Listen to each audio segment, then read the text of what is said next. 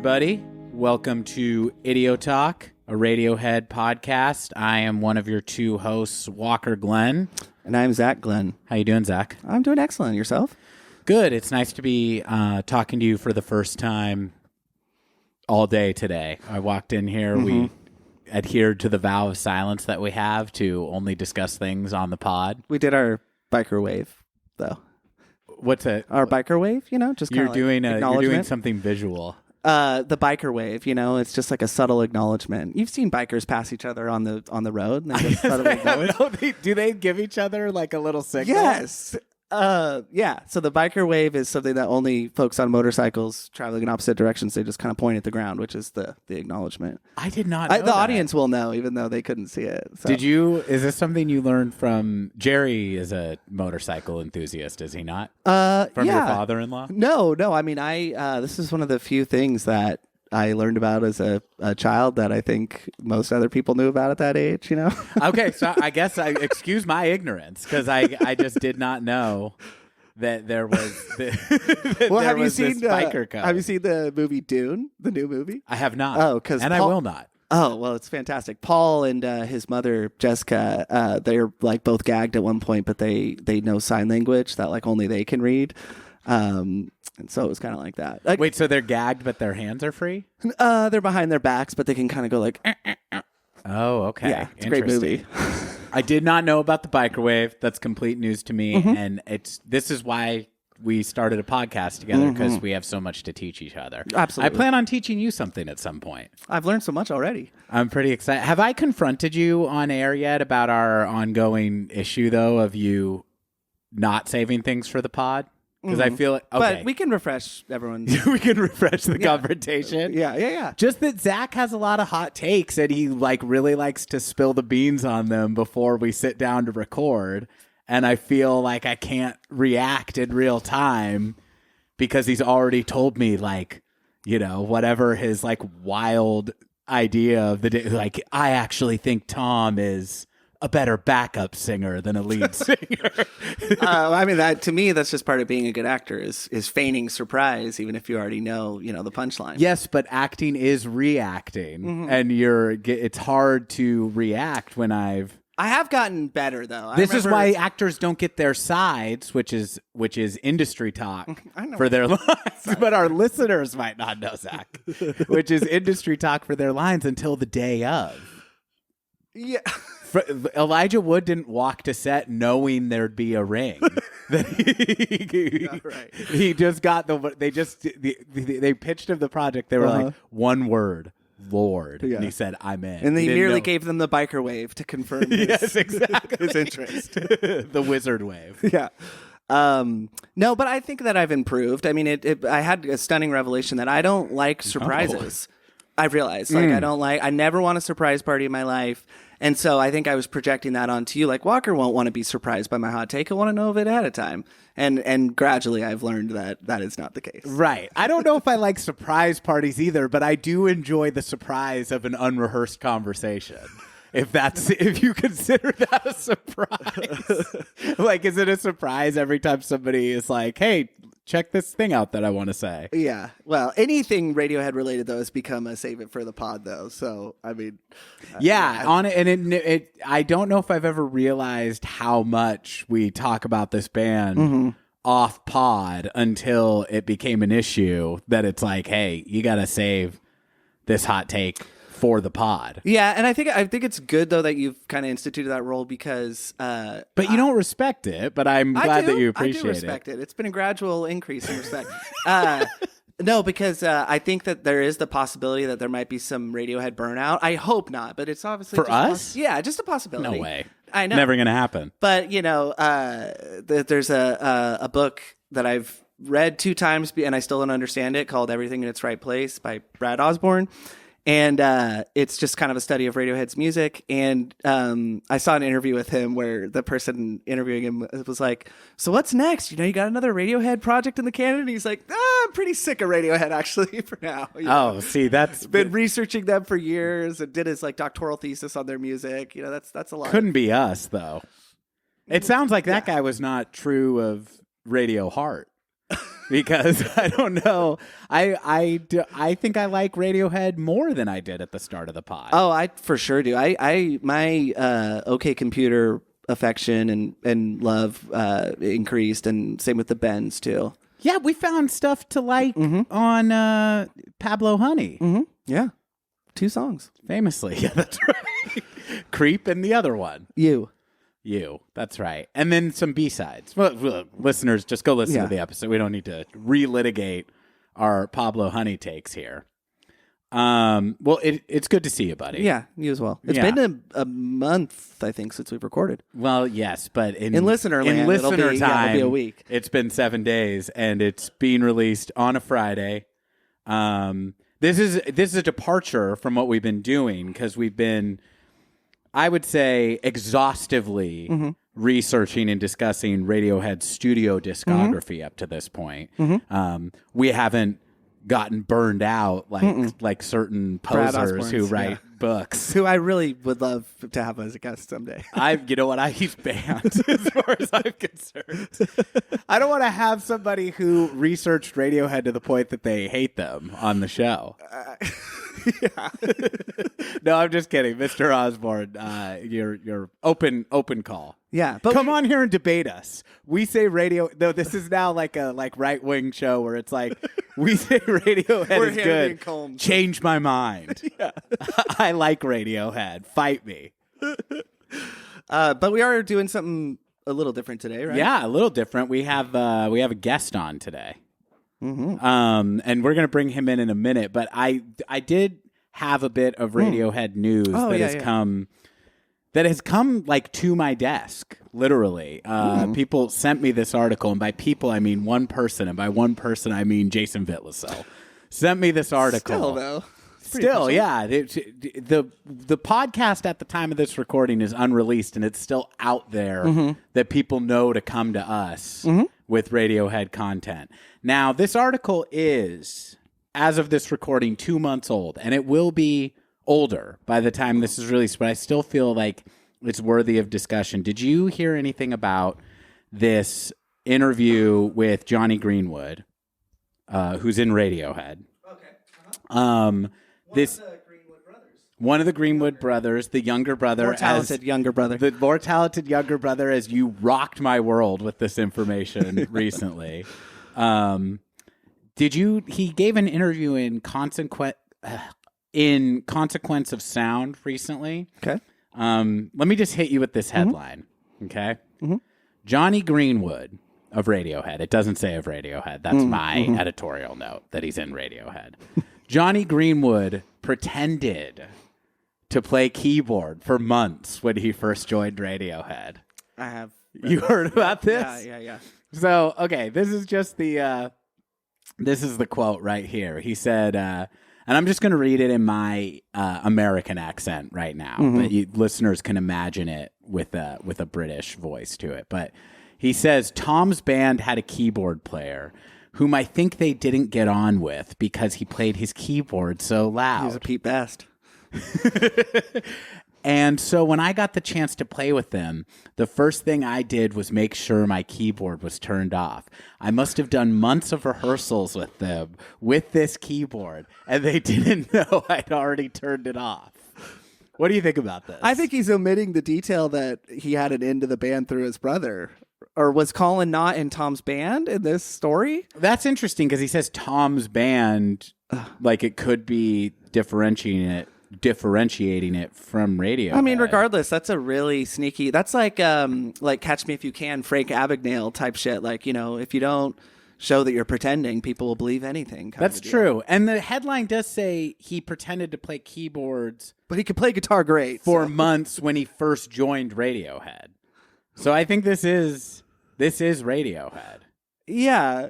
Also, he's such a genius. He's probably, I bet the omitted piece is like, but, you know, I learned and taught myself through pretending, you know, very quickly.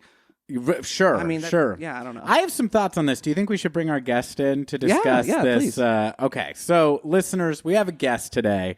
Our guest is a singer, songwriter, musician, new friend of the show. And we're very, very happy he's here. Please give a warm welcome. I'm used to introducing comedy shows, We'll put so in say give a applause. warm welcome. Listeners, we'd like to welcome Aaron Ross to the show. Aaron, hello. Hello. How Thanks are for you? having me. Good. Doing great. Doing awesome. Do you have any? Now you've been in bands. Yeah. Have you ever pretended to play an instrument in a band? Maybe like pretended to play it well, and it wasn't that good. At Okay. it. Sure. I mean, I've done that before, probably. Okay. Maybe the whole time. I don't know. Do you think you've ever had the wool pulled over your eyes where maybe you've been in a band with somebody for months and you're just like, that dude is the fucking sickest harpsichordist that I've ever worked with, and then years from now he or she are going to confess to you, like, guess what? You've been made the fool. I had that instrument off the whole time. No, that's not. I don't think that could happen. I've definitely played with people that seemed to be good and then turned out weren't. Okay. That's interesting. So let's talk about that. Were they maybe kind of like one trick pony? Like whatever their instrument was, you saw them in their audition or when they were playing a song, like a really complicated song, but had no other range as a musician maybe? Or was it not that specific? Yeah, I mean, this is probably all stemming from when I was like young. So it's probably just like whoever I could find and who was ever willing to do it. You know? Right. And then it was like, oh shoot, but you can't play. Yeah. How do you think Milli Vanilli's band felt, when they realized that they were a sham? Yeah, and it's tough too once the lineup is already set. Yeah. Like it takes a certain kind of personality that I think you need in bands, but like you have to be like pretty comfortable with confrontation to be like, it's occurred to me that you are bad at music. Like once you've already been in a band for a while. The biggest example being the Fab Four. They had to oust Pete Best. It's so funny how but they needed Brian Epstein to come along and do that. you know? No, I thought Brian was already on board, and it was like John kind of led the charge, being like, "This guy fucking sucks." And Oh. then they found Ringo. I didn't know he sucked. I thought he was. I'm I never sure really he was heard fine. him play. John was very Machiavellian per the anthology. It seems like. Well, I wonder if maybe there's a little bit of revisionist history there because I actually realized who kind of falls on the sword about getting rid of Pete is George Martin. Oh, okay. He's like, yeah, okay, I'll record them, but this drummer sucks. Really? Yeah. Oh, okay. But John definitely seems like the guy who would be like kicking people out of the band.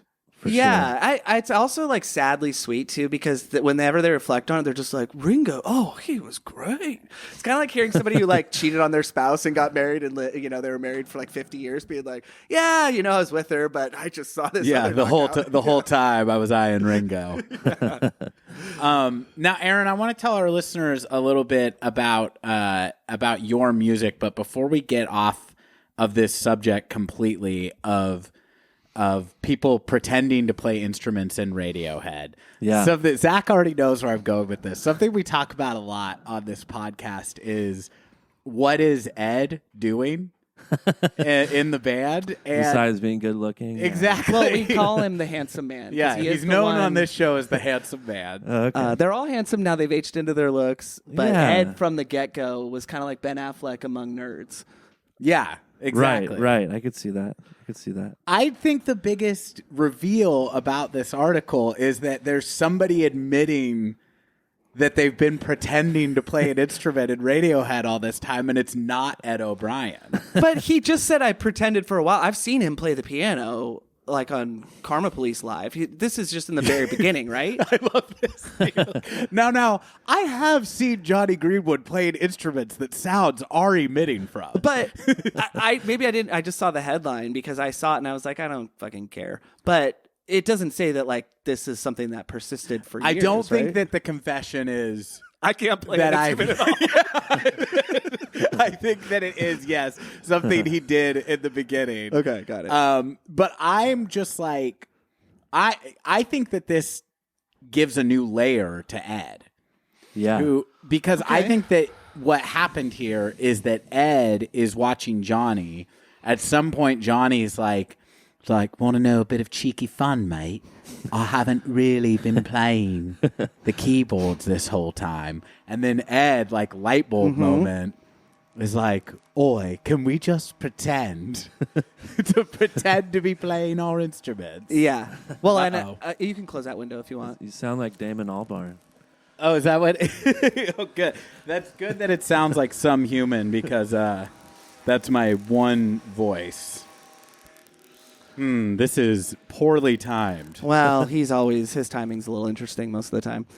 Listeners, really nice if you man, can though. hear that, somebody's weed whacking outside Zach's house. Yeah, it's my neighbor's father, and they fight occasionally. They bite? Fight Oh, with fight. each other. Yeah. Oh. But he's a real nice guy, but his timing is often poor with the weed eating. Maybe possible second guest on the podcast. Yeah, yeah. He's like Yeah. 87. So, Aaron, I want to put you on the spot a little bit and just tell our listeners you have been a singer-songwriter, cutting albums and playing live for how long would you say at this point? About 20. I recorded my first album in 2002, but like probably wrote those songs in like maybe 2000. Okay. So 20 plus years. And by the time you started, we just wanted to talk about like Radiohead in a general way and also like songwriting in a general way. But by the time that you started recording your own music, was Radiohead like a part of your musical DNA at that point? For sure. Yeah. I first heard them in probably 90s. I was remembering last night. Probably like 97 was when I first like consciously like absorbed them. I mean, I'd heard them previously. So that was like OK Computer era. Exactly. Yeah, that was when I first heard them when I first really like got stoked on them. I probably had heard Creep. I don't really remember, but I'd heard like Fake Plastic Trees or High and Dry on the radio, and I liked it. I remember liking it, but like wasn't really like super pumped. And then I went to this show like this guy was doing, and he played like Karma Police, Paranoid Android. Oof. I think he might have played a couple of things off the Bends too, but I just remember, and he might have told me like, "Oh, this is like their new album or whatever," and I went and got it and was just like mind blown. So, Oh, that's interesting. So wait, so the first time you heard those songs from OK Computer, someone was covering them? yeah, it might have not been the first. Like, I think it might. I probably because at that point I think they were probably on the radio. It was like it had just come out, but I think they were, at least one of those songs was because I can't remember what the first single was. I think it was Karma Police, maybe. I think you're right. Yeah, which is remember, like pretty but- ballsy first single. Yeah, Weird song. and so I had probably heard it, but it hadn't really registered. I mean, at that time, I was like kind of coming out of like I was more into like punk rock and like Nirvana and like kind of that more of that sound.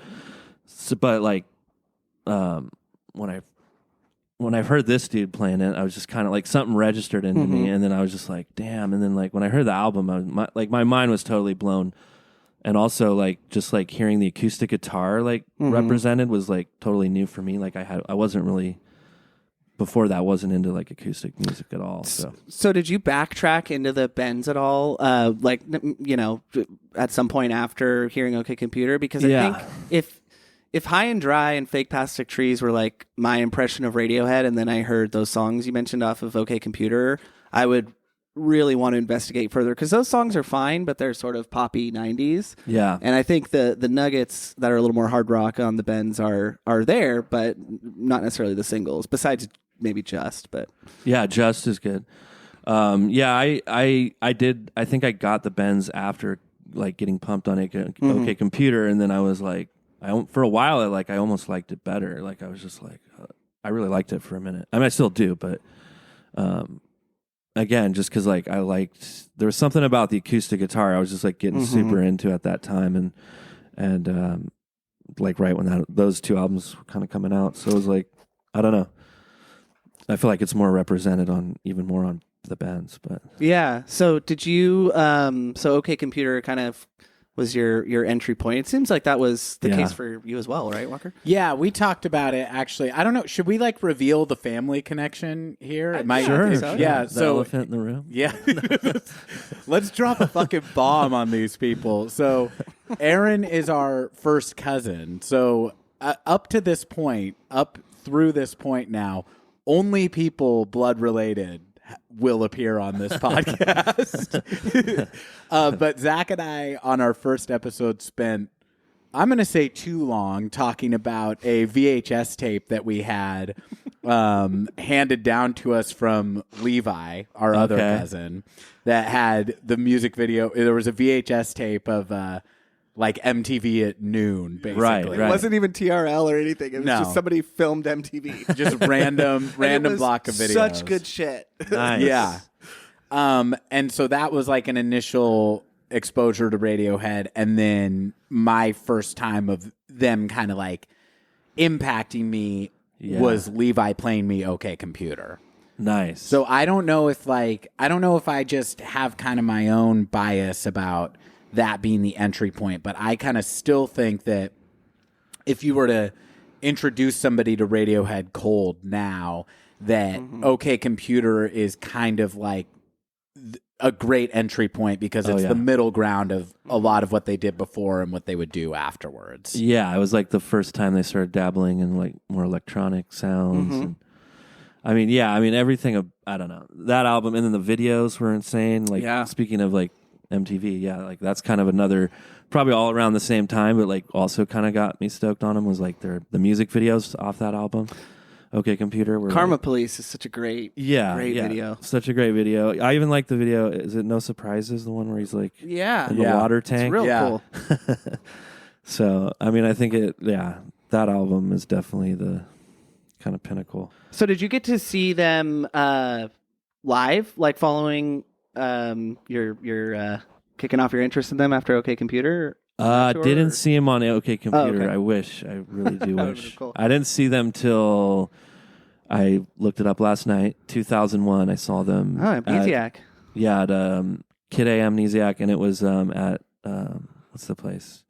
Shoreline in Mountain View. Oh, cool. Yeah, and it was. I mean, I had grass seats, but it was insanely epic. Like, it was so cool. And I looked up the set list last night because, like, nice. I had a faint idea, like, what they opened with National Anthem, which was epic, and then they closed with Motion Picture Soundtrack, which was like, that's so really magical, nice. just because that was the last song they played, and it was just like, you know, it was like they were on the Jumbotron and stuff too, so it was definitely like kind of an eerie moment, but. Yeah, that was a good show. And was Amnesiac already out by the point that? I can't remember when it came out because it was June. The show was in June of 2001, and I think did it come out like that would have been right the by month September 11th?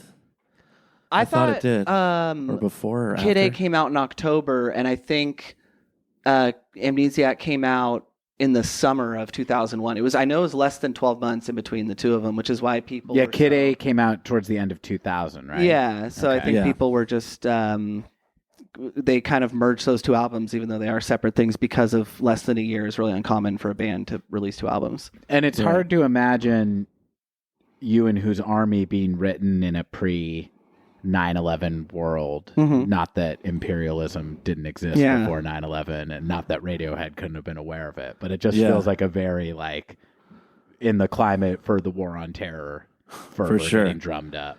That was like the timing of both those albums was so kind of crazy, just because. Yeah, I just remember like listening to both those albums, just and then those are like defining moments, just like hearing those albums, and then also 9/11.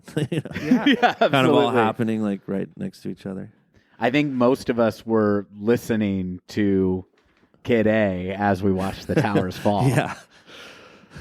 Well, I mean, I think that it's kind of eerie. It's like you were kind of joking, like, imperialism. All those concepts really existed, obviously, thematically and in all forms of art prior to Kid A and stuff. But I just think it's right place, right time, and sort of inspired artists talking about the state of the world to where it really does fit together, especially in hindsight, being able to those concepts, I think, resonate as much as you can read into them.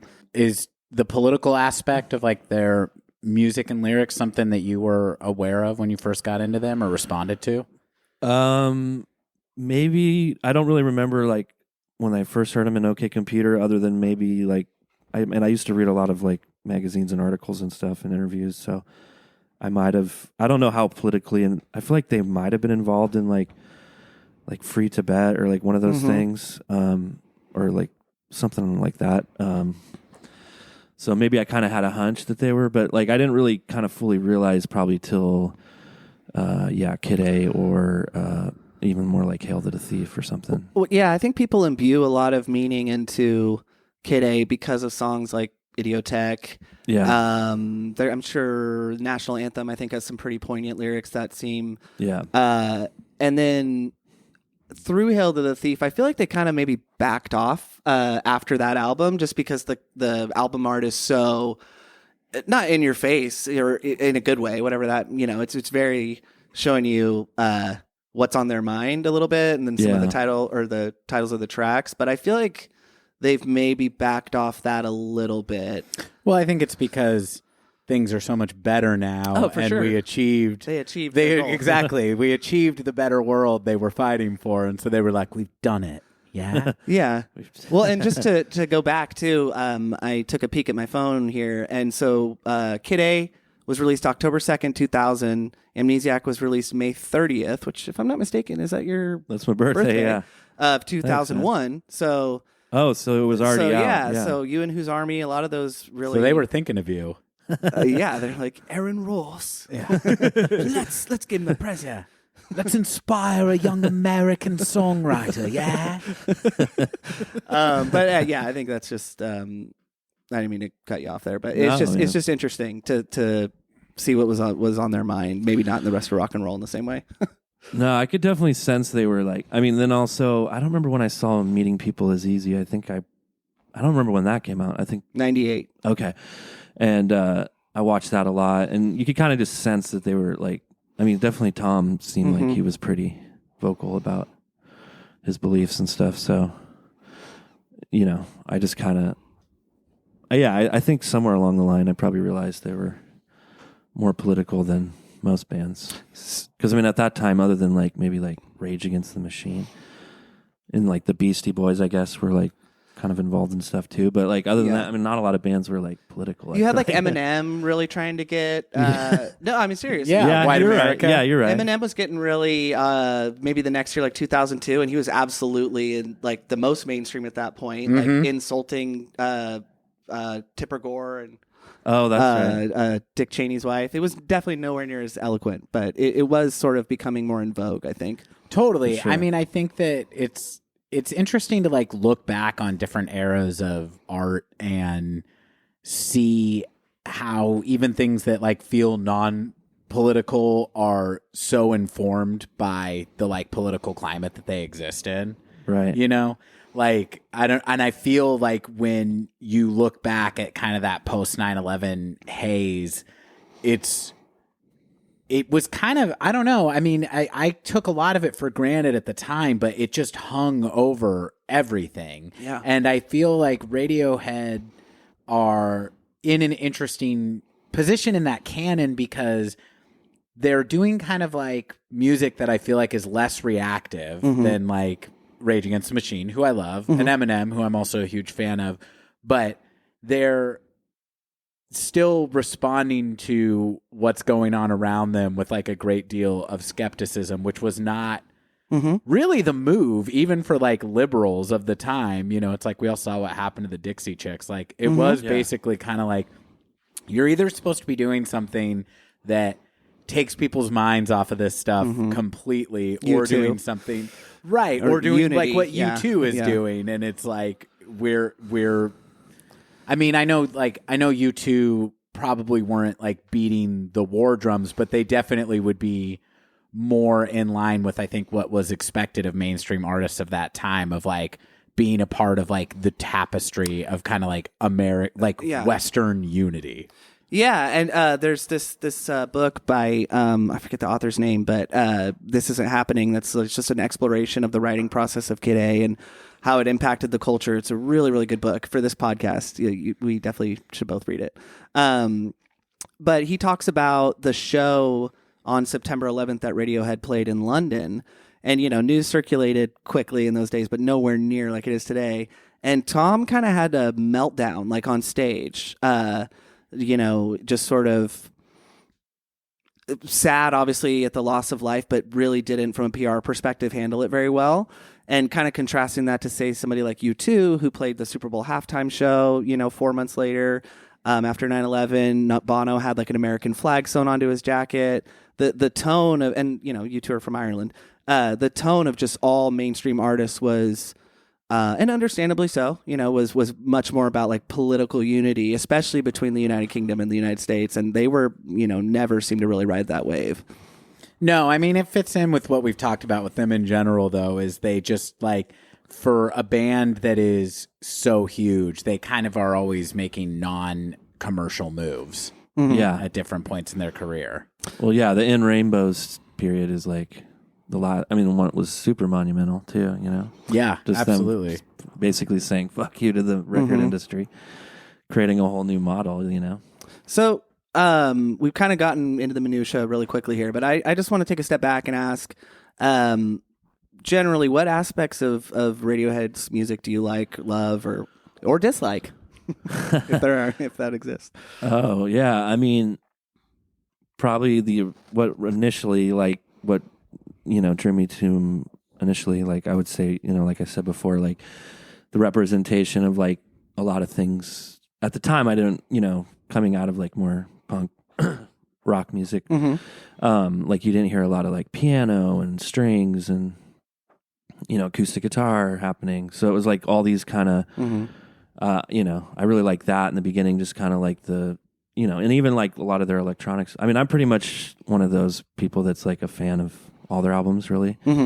I mean, Pablo Honey's the one that I maybe like don't love, but I pretty much like all the other ones. But anyways, in the beginning, yeah, I mean, and then like also they're like the songwriting, which I guess, I mean, I don't know how much of that like in the early days was Tom, but just like the songs, the structure of the songs themselves, like it was just totally, they're just totally unique, they're not like your standard like verse, chorus, verse, like. Yeah, well, I kind of wanted to ask you about that too. So do you, when you're like composing an arrangement, either by yourself or with a band, I know it might not be this conscious, but that's one of the things I love about them so much is the way they break convention in songwriting. And I know like Simon and Garfunkel will kind of do some of the same stuff, like having an outro or a coda that isn't related to the front half of the song. But I feel like Radiohead are incredibly unique that way. So have you ever found yourself,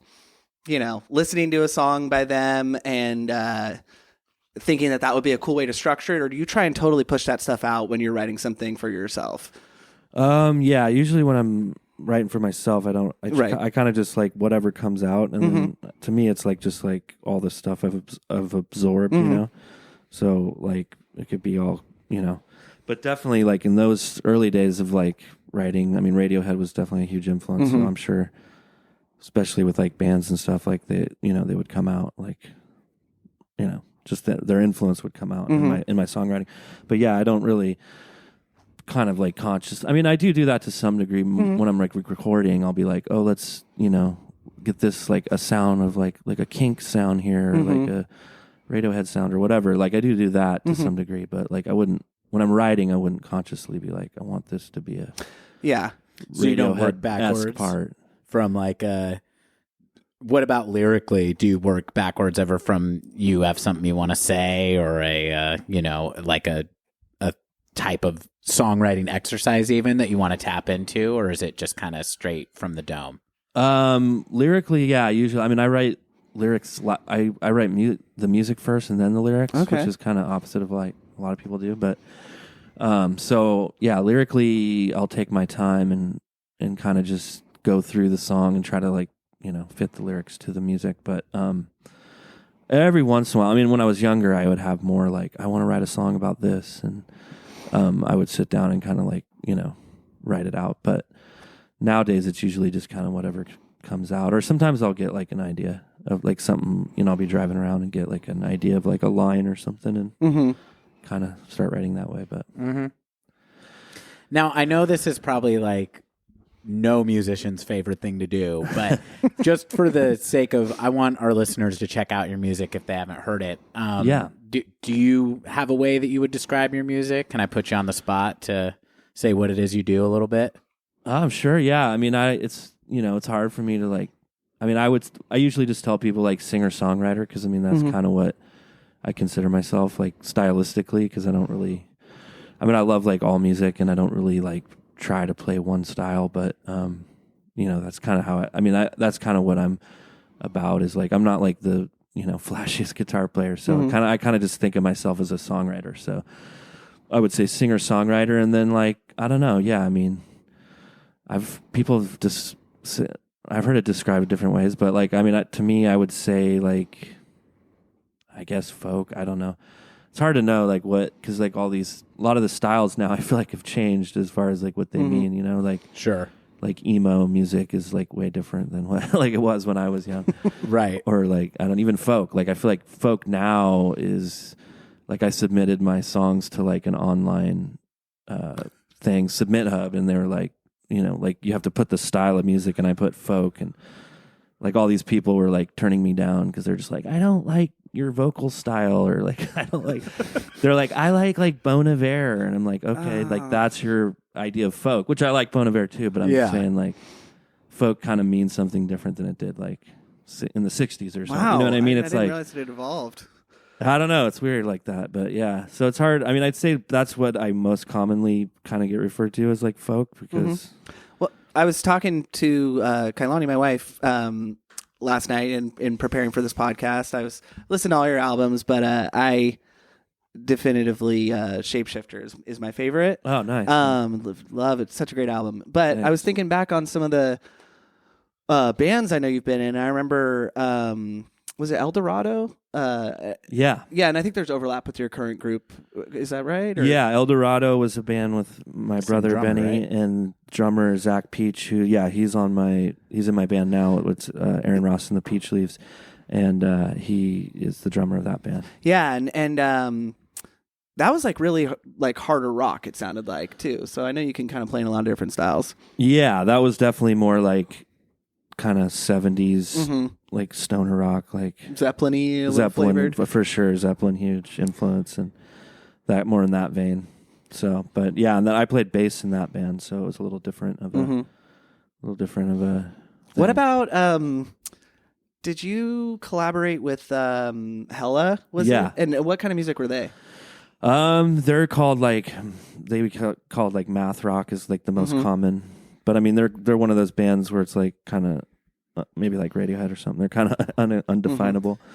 Yeah, Hella, you singing on that album was like an entry point for me into Hella. Oh, nice. Because their music really confused me. Yeah, and it's crazy. Then I was able to get into the stuff you guys were doing together because it's still very weird. Yeah, but for I sure. feel like it's the songs on the album. And do you feel comfortable plugging that album? Even Oh though yeah, of course. Yeah. I'm super proud and happy to been a part of that album. Awesome. That was we recorded it here in SAC. Are we allowed to say where we are? Yes.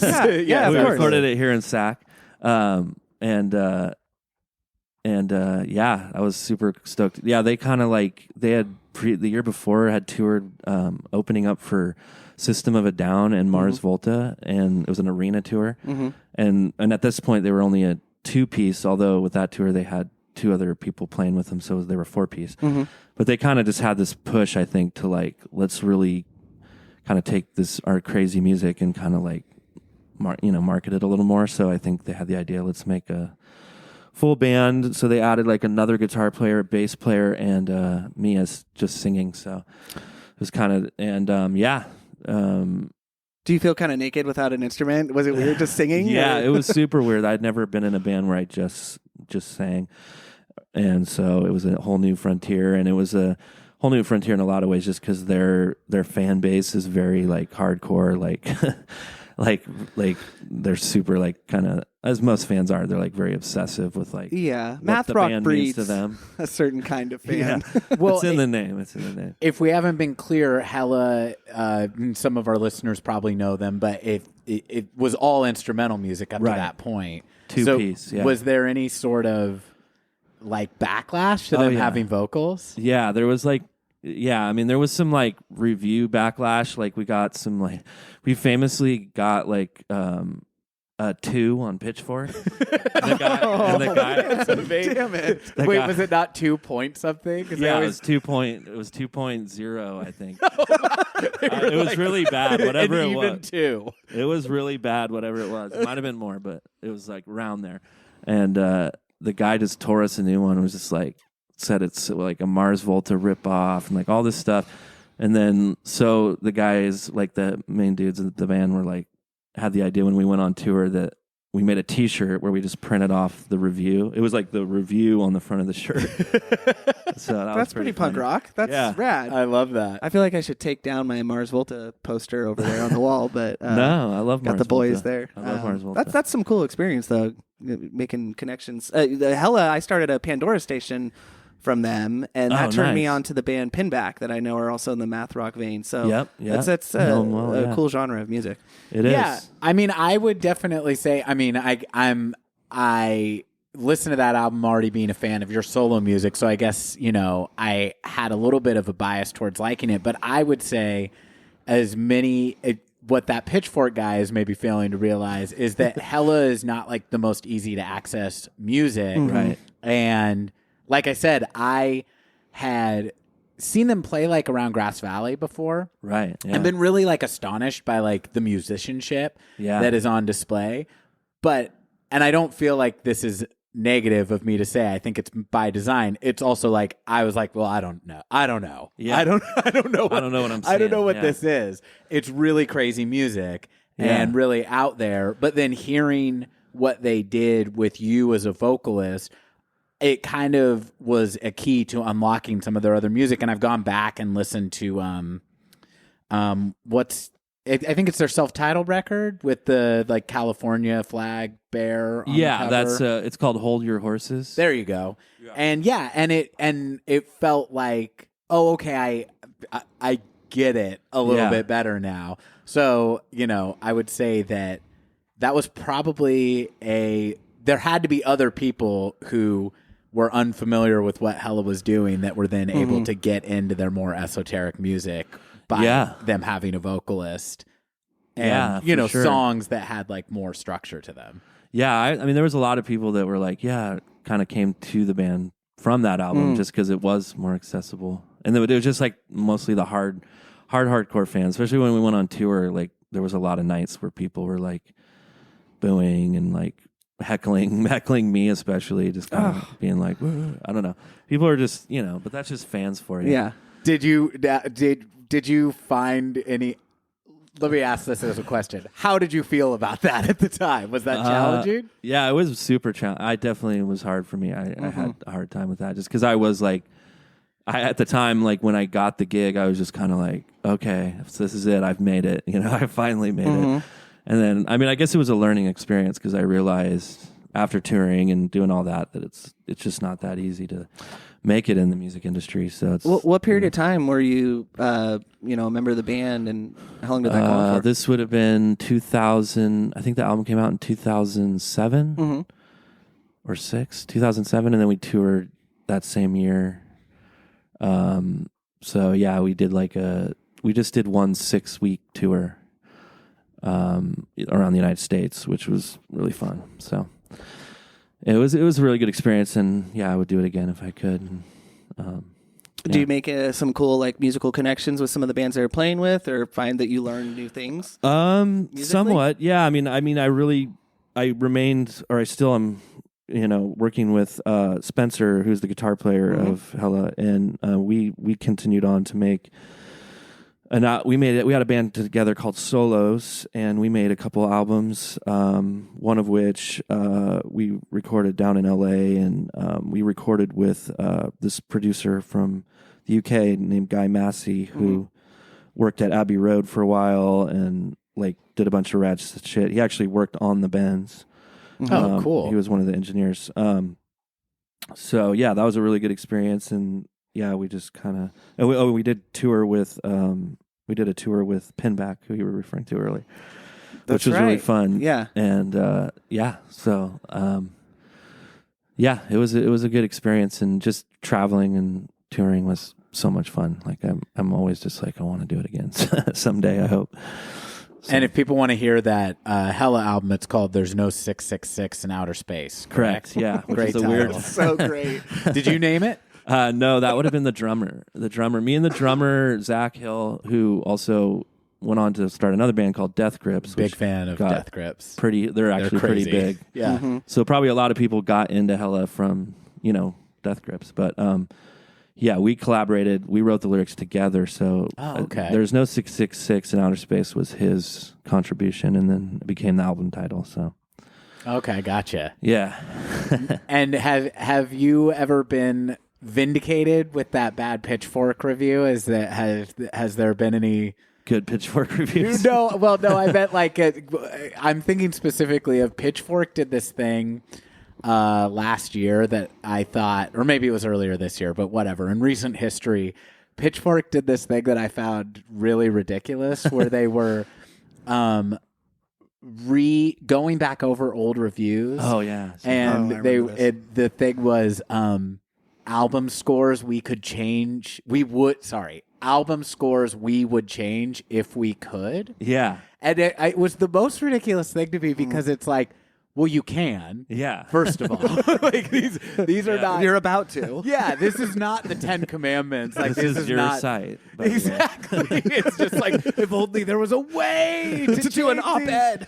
But then also it would be like, all right, well, you know what? Originally we gave the Strokes this it a 6.7, but looking at it now, this is like really more of a 7.1. And it's just like, what the fuck? Thanks for that little bump. Yeah. Yeah, so was There's No 666 in Outer Space relitigated during this time, Aaron? I mean, somewhat. I mean, I guess like stupid me, through the years I've definitely like Googled the album and just to see what people are saying.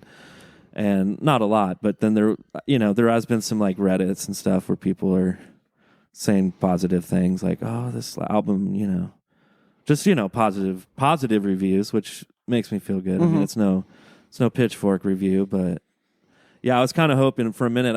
I read that same article and I was like, maybe they'll do the Hell album, but no, I think they're good with that review. They're going to keep it. They would if they could, Right. but they can't. Yeah. Well, I want to. So that was Hella, but you mentioned the group you're currently a part of. What was the name again?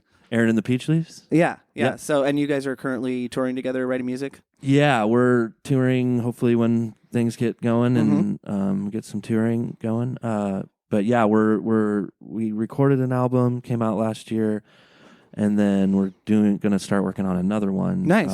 Soon here. So Well, tell the Same folks idea. the name of the first album. that you it's did with called these guys. Swan Songs Volume 1, and yeah, it's just basically a collection of like all my songs like through the years, and then with a band, kind of like reinvented with a band behind them. Yeah. So and I've then- seen them live, and I can attest how rocking it was. It was a great show. Thanks, man. And I Appreciate told that. you this off mic, but I'm a huge fan of that new record.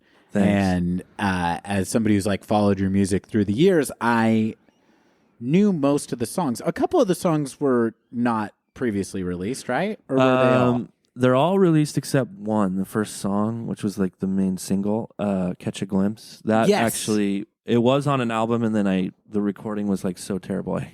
I took it off the album. So currently it's unreleased. But yeah, it's, other than that, they're all songs, some new, some old, like kind of just all through the years. But And so is the next album Volume 2? Yeah. And is it kind of the same concept of going back, taking old songs and fleshing them out with a band? Yep, yeah, we're gonna do another volume of the same idea, and this one's gonna have more. This one so far is more newer than older, so it's gonna be. Oh, cool. It's gonna even have probably a couple songs that were on another album that I put out last year that was just a solo album of mine called The Pursuit of Happiness, and that one we're doing a couple songs off that one with the band. So Oh, cool.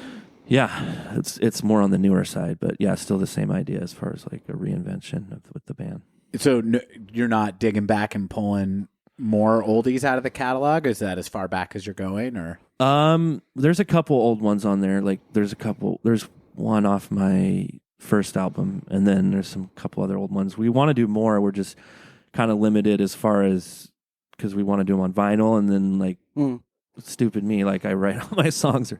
Up until recently, all my songs have been like super long. Like I just can't write like under 5 minutes, which is like a long song. So when it came time to making vinyl, we just found that we can only fit 8 of my songs like relatively on a vinyl. So we're kind of limited as far as. So we want to do more oldies. Just maybe we'll have to wait till another volume. Do you find that your songs have a longer average runtime because of the amount of lyrics you're trying to pack in, or do you have a melody that you get really hooked on? What is where? You Well, they're all 6 BPM, right? Exactly. They're super slow. These are just like Gregorian chants. Yeah, they're like super slowed down. No, they're normal tempo listeners. No, for me, it's mostly lyrical. Like I'm always trying to pump like I don't know. I'm always like that's too short. Although recently, like I wrote a bunch of songs and they're all like the longest one is 4 minutes. So I feel like I'm finally figuring out how to write short songs because I mean, let's face it, most of the famous songs ever are like short. You know, I mean, it could be. This is something. That Walker and I talked about maybe in the OK Computer episode, but just to bring it back to the boys, but the boys in Radiohead? The boys in Radiohead, yeah. Yeah, gotcha. But Tom specifically, since he's the primary lyricist, have you ever read the lyrics to pretty much any Radiohead song and I found myself surprised so much by the length, like, because they can elongate. Like I think about like a song like They're There or there's just they'll repeat a lot rather than having like Roger Waters style, chapter book of lyrics within a song. Right. And I really admire that because I think that can sort of you can enhance the sweetness of like a really beautiful line. I think for sometimes when artists overwrite things, I'm thinking of Roger Waters again, but a lot of lyricists do this where it's like, yeah, you got some good stuff in there, but you packed so much in there. And for me, I think that's really inspirational, whether it's in songwriting or poetry or whatever, that they find a way to kind of wrap the melody around it and rather than, packing it with so many words. Yeah. I don't know if that's ever stood out to either one of you. No, I would agree. Like, I think, I'm a fan of like lyricists like Leonard Cohen or Bob Dylan or something too, have like long songs. Yeah. Dylan was sort of the master of that. Yeah. Or, anybody, or like Joanna Newsom has like really long, beautiful songs with lyrics. But like, I don't know, there's something impressive about like, and not a lot of people do it well. Like I feel like Tom, I don't know if he was the main lyric writer, but like his lyrics are very, like they're poetic, but they're like, yeah, like you said, they're minimal. Someone else who's really good at that is like Jeff Tweedy from Wilco. Like I feel like his lyrics are like very minimal, but they're like super poetic and like kind of beautiful. So I definitely like for a long time I've been wanting to do that myself. I've just always been like kind of more on the Dylan side of things. Like I got to pack more in there. This doesn't tell a story. But I'm getting more like kind of more poetic with it. Like I feel like more recently. But it's really impressive, though, to be able to do what I think you do in a lot of your songs, which is take the same poetic rhythm or the same melody and have the lyrics not repeat and do an 8-minute song. I really like that. And in fact, like no shade on the boys in Radiohead, but I think that might even be more challenging than spreading 3 sentences out over a 5-minute song. Yeah, that's true. That is true. Certainly a different challenge. Yeah. I don't want to put you and Radiohead up against each other. You guys can exist as allies, but I'm just saying I think it might be harder to tell a whole story with the same melody. Yeah. I hope that came across correctly. I was just comparing. Because I think I would just kind of echo what Walker said. Like I do feel like I have a sense, like sort of linearly as the songs take me through, but kind of like listening to Dylan, you can get really focused on, oh, what does this mean? And kind of have to make up your own meaning, but you always feel like you're going on this journey. I think a little bit with your music, which is really, really cool. Yeah, I think with Radiohead, like. Because I saw an interview with Tom like not long ago, and he said, which makes sense, because like they were talking, I think, about like Dylan or something, and then he said like he kind of prefers Neil Young to Dylan, which makes sense because Neil Young's lyrics, I thought he's another person who's kind of a master of like he doesn't have like a ton of lyrics, like his lyrics are minimal, but they're very like they're moving, like, and memorable. Like people were, he's one of those lyricists. So that would make sense that like Tom's more of a leaning more towards that side of like lyric style, I feel like. Yeah, he's definitely like a yellow legal pad with just like a few lines scribbled on there. And it becomes this gigantic song, I think, a lot. For sure.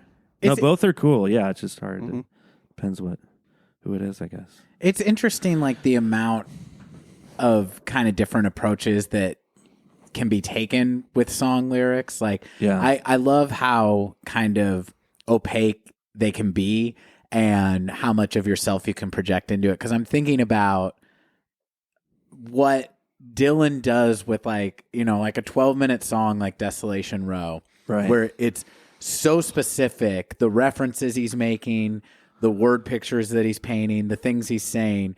But anyone who's like listened to Dylan talk about his own work, he at least claims to have no idea what the fuck he means by any of it. I don't know.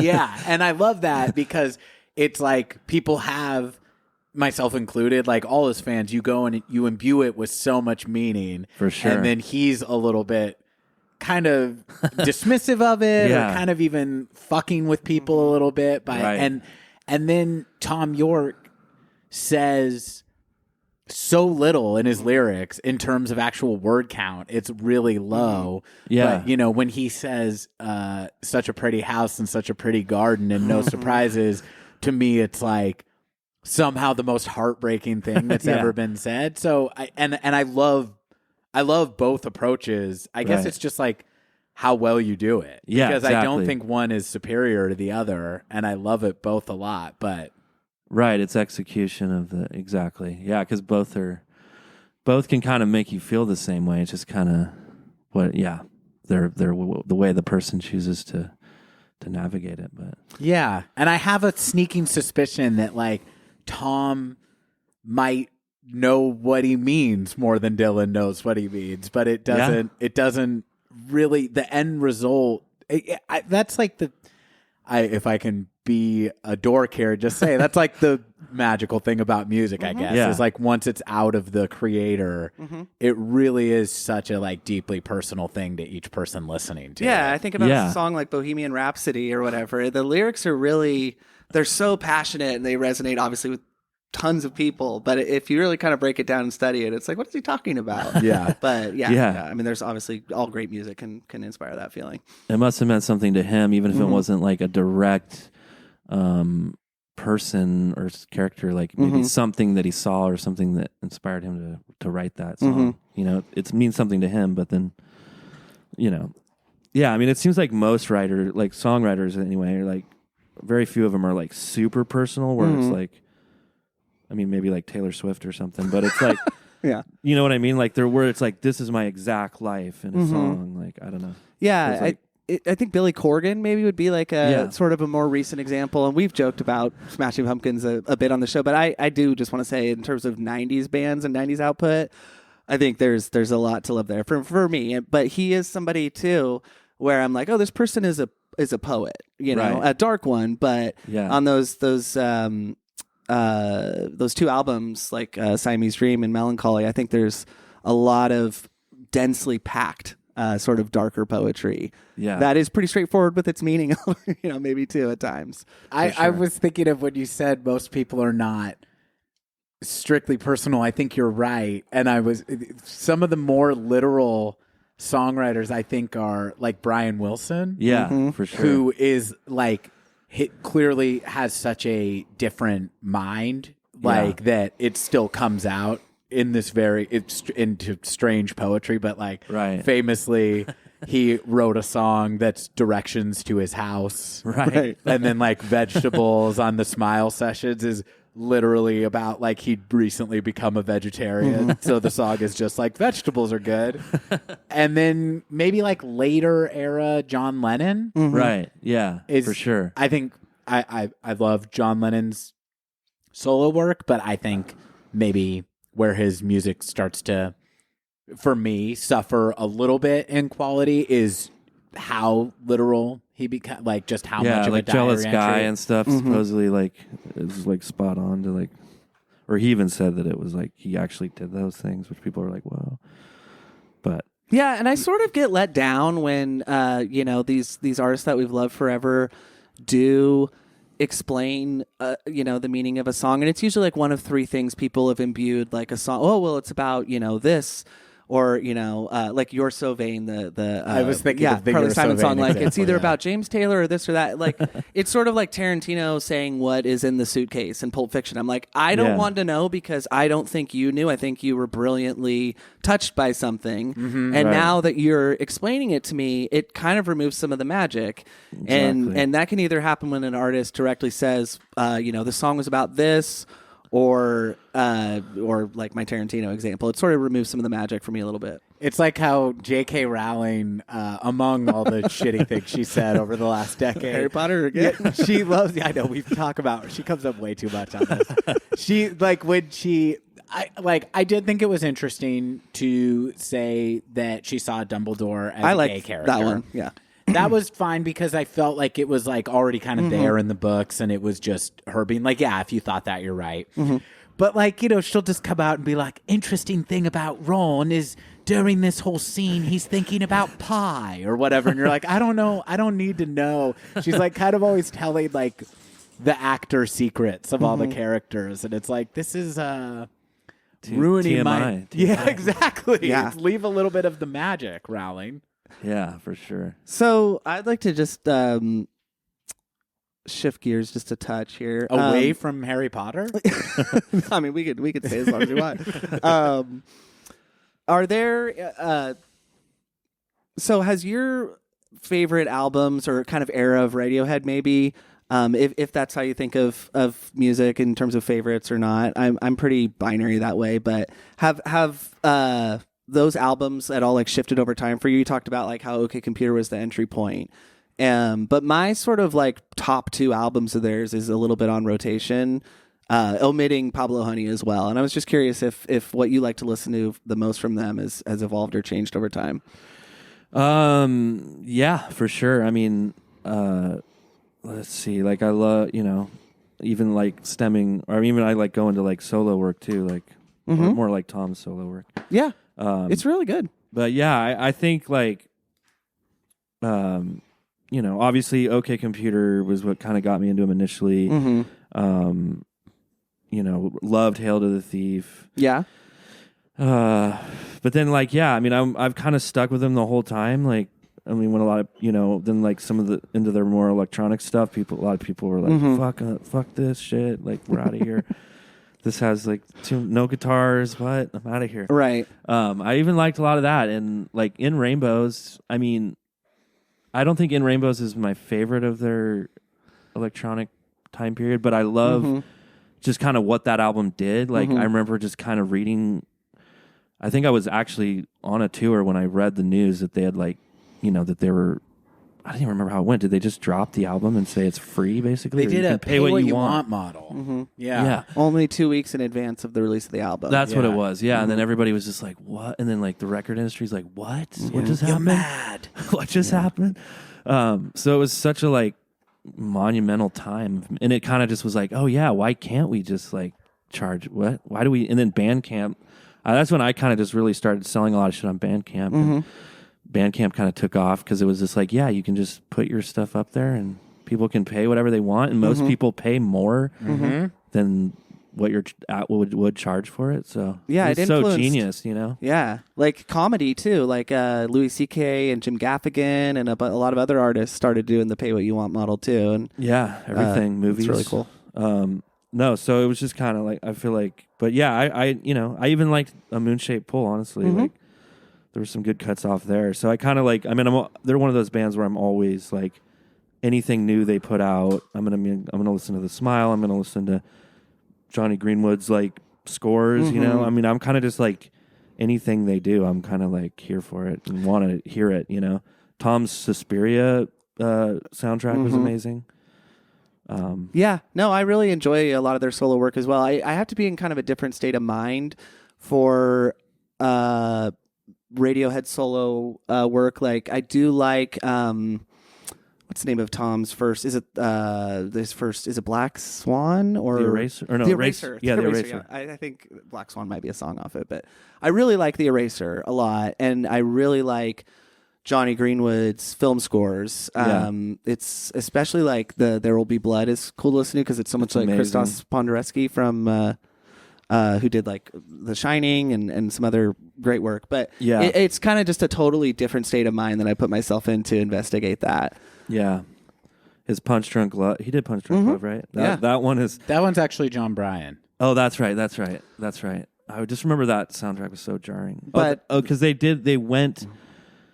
Because remember, I just listened to that interview you sent me on the Smartless podcast, and he said he was there, or that's when they met P.T. Anderson. Right. So he was involved in some way, but I don't remember what it was. Well, that's where he met him, and the title "Punch Drunk Love" is taken from a Radiohead song. Oh, that's right. That's right. And then it's a B-side from I want to say OK Computer. No shit. And so yeah, P.T. Anderson was a big fan, I had no idea. and I Dropping Triv.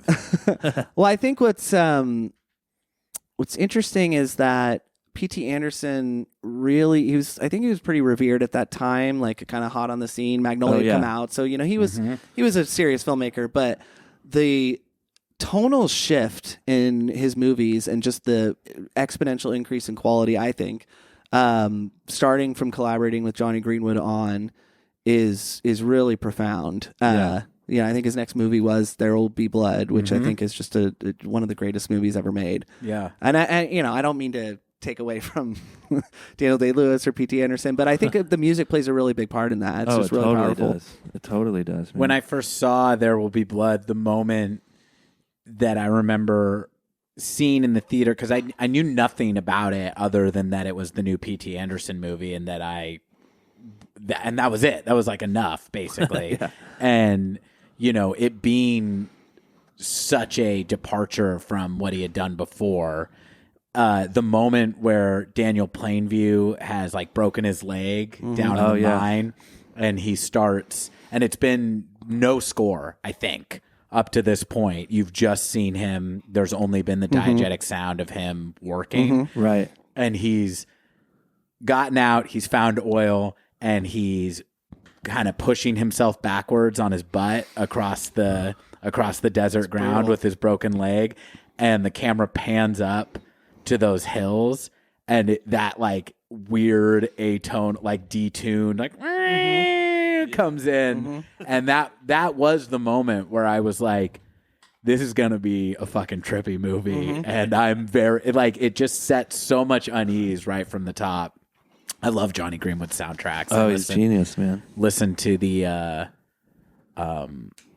what's the dress movie? Phantom Thread. Thank you. The Phantom Thread score all the time. It's so good.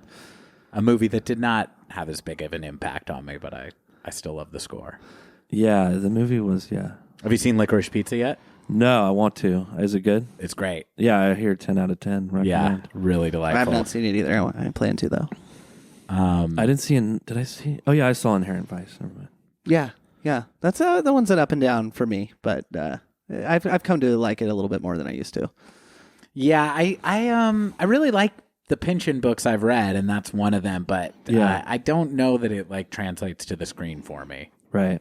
There's something about like reading his stuff is so strange that I'm able to kind of like suspend my need to feel like I literally understand it. But when I'm watching it in a movie, I'm kind of like more frustrated by the fact that I don't know what the fuck is going on. Yeah, for sure. I could see that.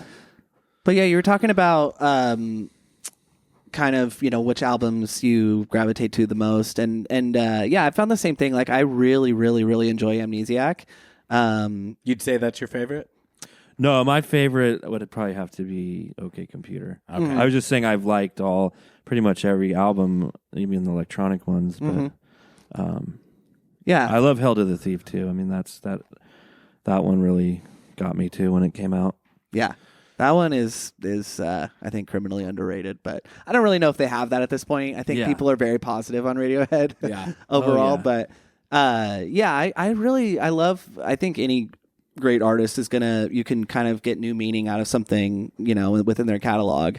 It's sort of the fun of going back to it. And like you were talking about Walker, you were saying, with Aaron, like you've kind of resurrected a lot of these older songs with your band, and it's interesting too. On a Moonshaped Pool, I think like True Love Waits. I've always preferred the older versions, the kind of bootleg copies, compared to what's on the album. But it is cool that they sort of gave the fans like that satisfaction at some point. I like that album a lot too. It is good. Yeah. Moonshaped Pool is really good. It has moments that are with Radiohead, with the moments with them that don't resonate with me as much. It's never because it's bad. It's almost like for me the standard is so high that if there's something that just doesn't actively engage me and Moonshaped Pool has a couple of those moments where I'm just like, oh, this is pretty or whatever, but it's not pulling me in as much. You know? Yeah. Dex Dark would probably be the peak for me because it feels like it hits all the right buttons for me, as far as I wish it, sounds like an OK Computer song. It does. The one thing with the Moonshaped Pool that like was a little bit of just a touch of a letdown was that it did feel like it was a little bit of a return to form, but the return to form being slow, sort of ambient Radiohead. And I do miss what we even got in the digital era of like on Amnesiac. Sure, it's in the Kid A mode of this sort of newer Radiohead, but you have like I Might Be Wrong on there. You have like Spinning Plates. You have just a little bit more of what you can feel like is a full group effort. And I think that might be what's missing a little bit from some of their later stuff. But I don't mean to take us too far. And the artwork kind of got weird. I feel like I don't love the cover either. I feel like post Hail to the Thief, the artwork's all kind of not bad, but it's just not. I mean, like all those. Like OK Computer to like Hail to the Thief, all that art is like amazing. It's all Stanley Donwood. Yeah. And then I guess I don't know, I think he's been part, or maybe just been art director or something on. Like I think he was like part of Moonshaped Pool or something. I don't know, but it doesn't look like his stuff. Yeah. I was surprised by it. For me, the peak of that collaboration is Hail to the Thief. It's just so creative and different, and if you get it on vinyl or if you bought it on CD, there's so much fun stuff to look at too within the lyric book. It's really but that great. cover is a Tom painting, right? But like they worked on it together. Okay, it's like a 30-minute YouTube video of them just kind of going through it. And I also cool. I watched a video with an interview with Tom recently. May have been actually that Smartless interview, but he talks about one of the reasons that the Smile, the Johnny Greenwood and Tom York new collaboration. The reason that the release has been delayed is due to album artwork. Oh, okay. And he's just taken that long on it. So it seems like something they take incredibly seriously. Oh, is Donwood working with the Smile, or he didn't say? He said that he kind of acted like it was on his shoulders the way he answered the question, but I'm not sure if it's something they're collaborating on together, or if it's something Tom is undertaking. Aaron, that's a question I'd like to ask you. I've seen you do visual art before that I think is great. Have you ever done any of your own album covers? Thus far, have I? No. I mean, I've designed some of them, like put them together, but like no, all the ones a couple of my friends have done, or one of my friends did 2 of my album covers, like paintings, and then another friend did 2 of my other albums that were paintings. So. But yeah, I haven't done any of my own, but that might change soon. I have some ideas of some stuff that I might do on some future albums. So maybe soon. Okay, cool. If I ever come back, I'll be able to say yes. Okay, great. Who did, now this is, Zach said his favorite of your records is Shapeshifter, and this is another area that he and I have some tension between us. My favorite is Beginner's Blood. Okay. And somehow we put our differences to the side and managed to come together on this. But who did that cover? I really Beginner's like that Blood. cover. That was me, but that wasn't a Hey, look at that. I guess that was me. I wasn't thinking, but that wasn't a painting. It was just, I guess it kind of was. It was a collage that I made, and then I just scanned it into the computer. But so I guess what a fortunate thing though that I was like, now here's one of my favorite album covers, and it is the one that you did. That couldn't have worked out better. That wasn't planned. No, not at all. I didn't know. Yeah. Sorry, I wasn't thinking on that. No, yeah, that okay. one. I guess that one I kind of did. That counts. Collage counts. Oh, absolutely. Yeah, I think it's the cover of the record. Yeah. So yeah, that's so far that's the only one I've done, but. Yeah, I'll probably want to do some more. So, All right. But yeah, I don't know. Album art, I've definitely been a fan. I mean, that's always kind of, you know, been important to me as far as like my own stuff, but also just like through the years. I mean, guess the generation that I come from, just like, you know, buying physical music and just looking at the album art and the liner notes and all that. That's like such a huge part of it. Or the back cover, you know. I was just like talking to someone recently. It's like nobody cares about back covers anymore. Like a back cover used to be like just as important, you know. Like in the classic days. Now nobody's. No, I mean, maybe they are starting to now that people are selling vinyl and CDs again. Well, but. This is a question I wanted to ask both of you. I'll ask the guests first, but so yeah, as you mentioned, Walker, you know, you guys are both older than me, but I think I struggle with the same thing that a lot of people do, which is listening to new music. So, you know, you're obviously active in the music scene, so I'm sure you get exposure, you know, through live music, maybe more than the average person does, certainly more than me, but I find it incredibly hard to listen to new music, not because I think music sucks now or any garbage like that, but because of you know, Spotify, iTunes, whatever. And I find myself going back to the well of what's familiar. And obviously we love Radiohead. They're always going to be one of my favorite bands. But even when I'm in an exploratory mode, you know, I'll be like, oh, you know, I've never listened to Joni Mitchell, you know, or you know, Never in Earnest, or recently I'm a bit on a Bonnie Raitt kick, you know. Nice. And you know, Dylan was like kind of a later in life discovery for me as well, and same with like David Bowie. But those are artists that go all the way back to the 60s, you know, peaking kind of 60s, 70s maybe. And I just have a really hard time without kind of getting that visceral experience of getting the CD booklet or record vinyl, whatever. And yeah, like I say, I don't think it has anything to do with music sucking now. And I was curious if either of you have that same struggle, and if you don't, like, you know, kind of you know, tips or whatever to kind of discovering new music, because I find streaming has really, really made that hard for me. Oh, sure. It was a long question. No, I mean, I think that the availability of everything at your fingertips, I do think I like get into music that's new to me fairly often. It's not always new to the world, but I kind of do have to update what I'm listening to fairly regularly. What I find makes something stick for me is I am still an album guy, and I think it does come from being of that age of the physical media. Like on the way up here, I was listening to the rapper Vince Staples. Yeah. And I like hip hop, but I think maybe a reason I don't listen to as much of it is it's a lot easier to come by singles than albums. And with his, I was like, oh, I've like really kept up with this guy's whole discography. And I realized the reason is because each thing that he's made as a cohesive album, and he tends to drop these kind of like short, like 20-minute, maybe 30-minute albums, but they all play as kind of a piece.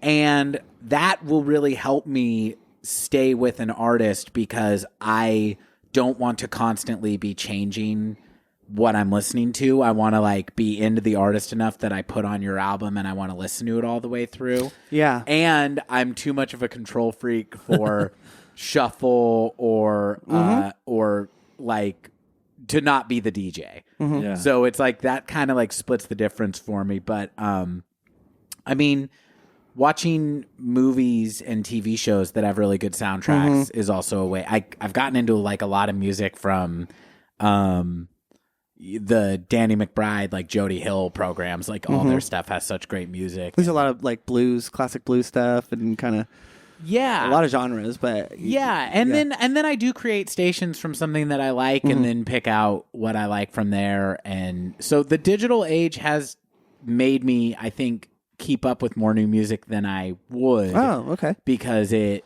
will get you into other stuff that I wouldn't have heard of otherwise. But it also makes everything so available that I don't feel the pressure to stick with something. And so there is stuff where I'm like, wow, I really love this. And then I'll come across it later and be like, wow, I listened to that nonstop for a week, and then I never listened to it again. Yeah.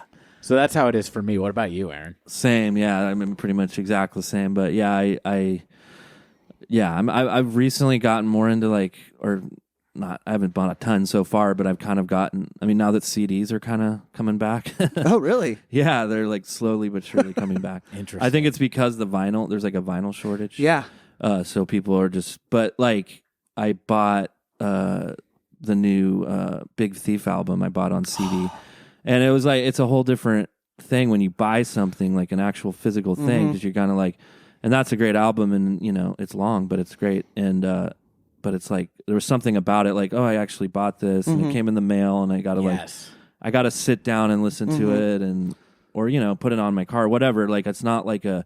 That's the one thing I don't like about the streaming is that it is so accessible. Like I heard somebody like on an interview saying like people don't listen to music in the same way that they used to because because it is so accessible. You can be like everywhere, anywhere, literally anywhere, and be listening to music, which is cool. But like you think that people used to like go to the store and get like the new Beatles album, come home, like fuck off everything else, and just like sit, and listen to the new album in full. Like you're absorbing it differently than like if you're like on a bus or you're like in a park or something. Like you're not going to be like absorbing it the same as you would be like sitting there listening to it. So trying to get more into that physical realm of like actually listening to albums, but and buying albums too. That's the other thing is like I realized I was like part of the problem because I was just like, why are people, nobody's buying music anymore? And I'm like, neither am I. So like I should start like buying like especially new stuff like on physical,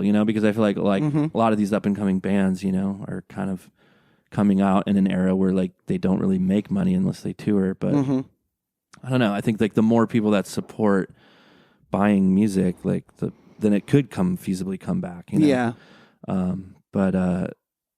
Yeah, I definitely am I'm same as you. I'm like more of an album-minded person, so I'm not really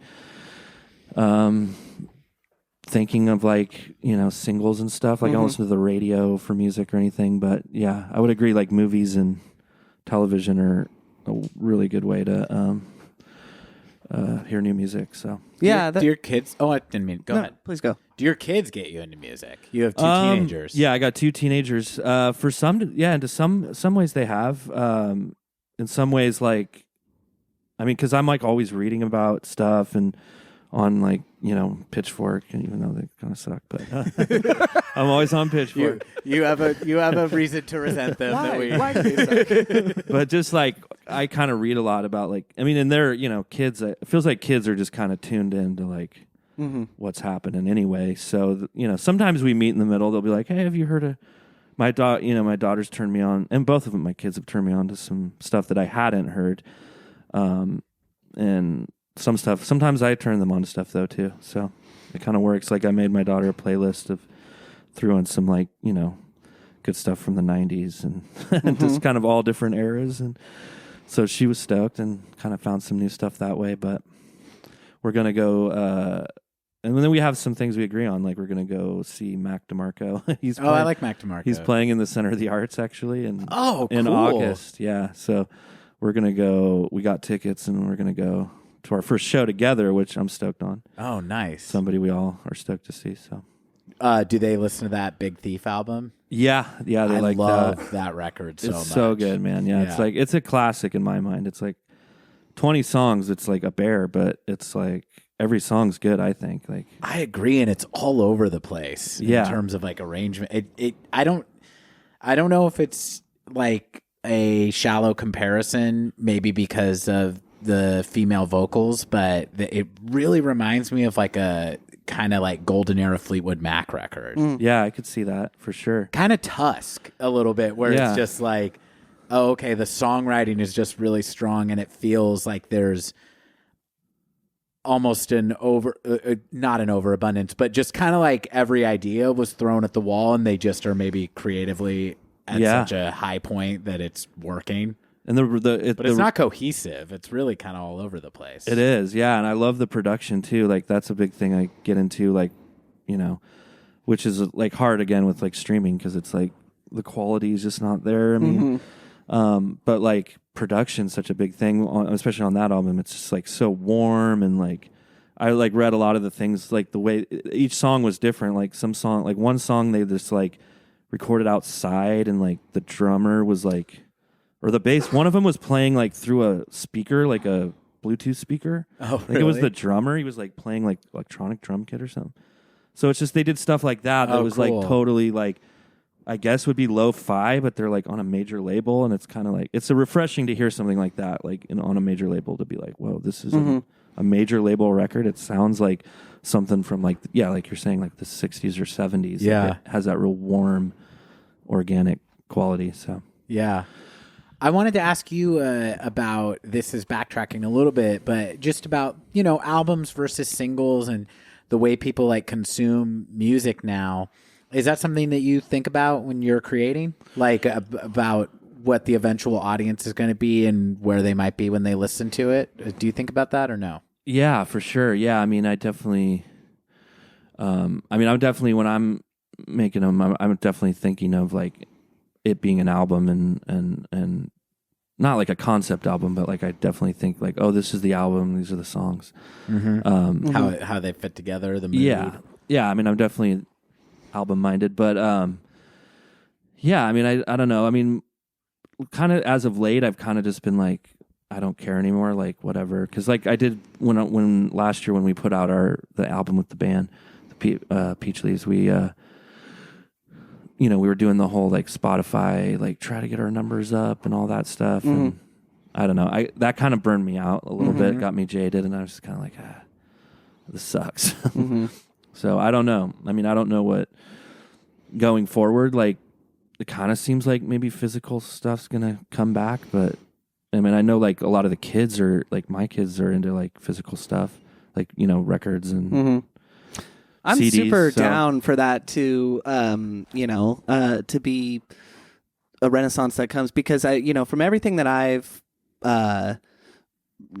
watched a TED Talk about streaming and stuff, and just a lot smarter people than myself, and it's not very artist friendly in terms of even the artists that have quote unquote made it and are millionaires at this point, just in terms of residuals. And you think about being an up and coming artist and being passionate about music and songwriting, and you have to make a living, and going back to the way you said that you kind of will write an album, I think that's why I go to a well of artists that I know maybe had that same intentionality when they were creating an album, whether it's OK Computer or Dark Side of the Moon or stuff that isn't so mainstream as well. But those are just experiences from start to finish, and I love listening to an album that each song kind of bleeds into the other and is meant to kind of take you on this journey, whether it's a concept journey or whatever. And sometimes I feel like that's missing, and I think that may be why I'm so spotty and like when a new album is released. I think the Strokes' new album, can't remember, the new Abnormal was the last album that I sat down in earnest. And even artists that I don't love, like I listened to the Red Hot Chili Peppers, the new one, start to finish. And, they're not my favorite band. Walker really is not a fan of theirs, but it's just as musicians, like I was so excited. And I was thinking, like, how funny is it that this group of like 50 to 60-year-olds is like the first album that I did that? And I just wonder if maybe that mindset of creating an album as a cohesive narrative is something that maybe I think older people do only. You mentioned Taylor Swift. Like, I don't think a mainstream artist like that is thinking about telling the story in the way the narrative and the songs bleed together. But I don't think it's just older wrong. people, but I think that it used to be a given in the medium, and now it is a conscious choice somebody makes. Right. That's just my speculation. But. No, I would agree. Yeah, I think it seems. Yeah, it's probably like. I mean, the labels are probably telling them don't do it, but. They're like, no, this is what I want. I don't know, maybe not, but because not just major labels, totally. Because it's not even just the albums back. Like people sequence their albums with the idea of sides of the record in mind too. Oh yeah, and I that's an interesting way to listen to albums. Also, that I didn't think about that much until I started collecting vinyl. It's like, you go on this arc of the start and end twice on a good album. Yeah.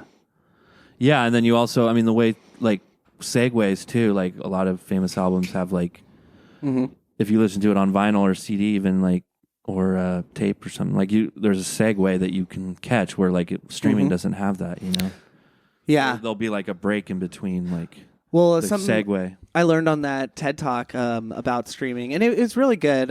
Maybe after we release this, we can put it in the notes or something. 'Cause I can't remember the gentleman's name, but he was talking about very non-judgmentally, but it was ultimately I walked away from it having a lot of techno jargon for why I'm not a fan of it. But the way artists are paid now is a listener has to listen to the first 30 seconds of a song, Right. at least on Spotify. And what he was saying that's sort of degrading to like mainstream musical production is that you'll get the whole hook first. 30 seconds is not a long time, and you get all this information front loaded, so there's usually not a progressive build. A lot of just elements of songwriting that I think we can kind of take for granted that you get on like a Dark Side of the Moon or Mars Volta we mentioned earlier. D-Louse and the Comatorium is an album that is absolutely an experience. Oh yeah. So there's plenty of that, and I think sometimes that can be what's missing a little bit is music is so hooky now, and I think a lot of that has to do with the artists making sure that they get paid, which I totally understand. No, they people like major label artists probably write songs with that in mind. Like, oh, you got to get them in the first 30 seconds. So like everything they do, like, because I've heard people say like, just like, oh, you can't have like, like it can't be, because like if your song, like if it's 30 seconds till like the singing comes in, people are like, oh Yeah. can't do that. You can't do that. Like that doesn't work. What a great way to make creative decisions. Yeah, think about back in the USSR. Like it would just start with you would get none of that like ambient kind of stuff that puts you on that journey. That's the magic of it, really. I mean, to me, like that's the beauty of a song. Like, I don't know, but yeah, I think. I don't know. It just seems like also the streaming side of things is like kind of disingenuous because like I've heard like, not heard. I mean, this is a fact that like the major labels basically own Spotify and all the streamers, and they make sure that like all their artists are like the number ones and on all the playlists, and so it's just kind of like. And then I even wonder like the world we're living in. Like I kind of think this a lot about a lot of things, but. Not to get like conspiracy theory sounding, but like, man, you go right ahead. I wonder how much they fudge the numbers. Like, right? Are these accurate numbers? Like, does Drake really have like 90 million listeners across the world, or is that just like a number they fudge to make it look like he's that big? Because I mean, whether you like him or not, I mean, I don't know.